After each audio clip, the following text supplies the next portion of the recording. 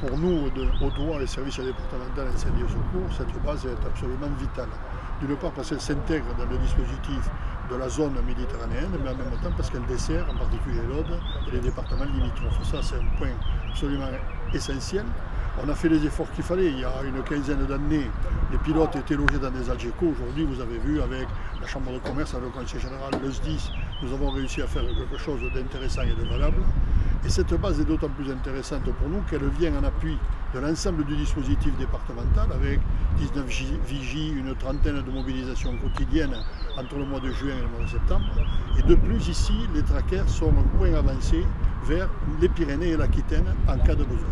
Donc pour nous, c'est essentiel que cette base ait lieu et nous sommes très satisfaits que M. le Préfet et les services de l'État aillent dans notre sens, puisque je crois qu'aujourd'hui, c'est une des raisons du succès, justement, du peu d'emprise du feu sur notre zone et en particulier sur l'eau. En période hivernale, c'est de déstocker du combustible de façon à ce que l'été, lorsque les incendies se produisent, on dispose de zones d'appui exploitables pour les moyens de lutte et sur lesquels on puisse lutter en sécurité. Le but c'est aussi de préserver les cloisonnements qui existent entre les massifs forestiers et de résorber une partie des friches qui se sont développées à la suite des arrachages.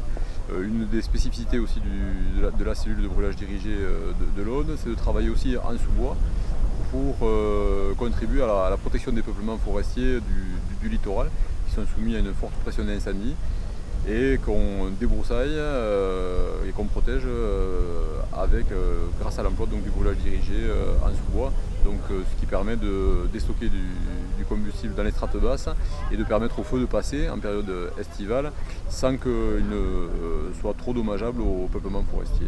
Voilà, donc c'est une cellule qui travaille sur le principe de l'interservice, donc on travaille systématiquement avec les personnels de l'ONF et du SDIS au sein d'équipes mixtes.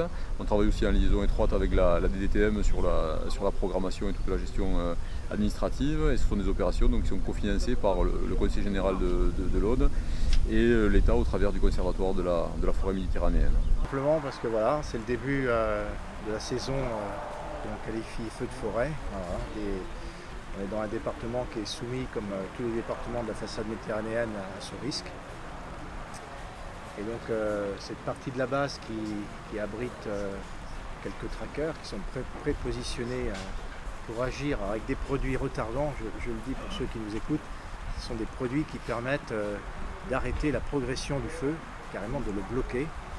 Donc c'est un produit qui est très efficace. Donc les pilotes de ces trackers qui sont là sont opérationnels à partir de dispositifs de guerre et armés donc toute la journée pour survoler les massifs où des feux auraient été détectés et pour arrêter leur progression. Donc moi je suis là d'une part pour que l'on m'explique le dispositif qui a été mis en œuvre pour la période estivale, puis ensuite pour les encourager parce que je pense qu'ils ne sont pas sensibles non plus à la présence du préfet. Voilà.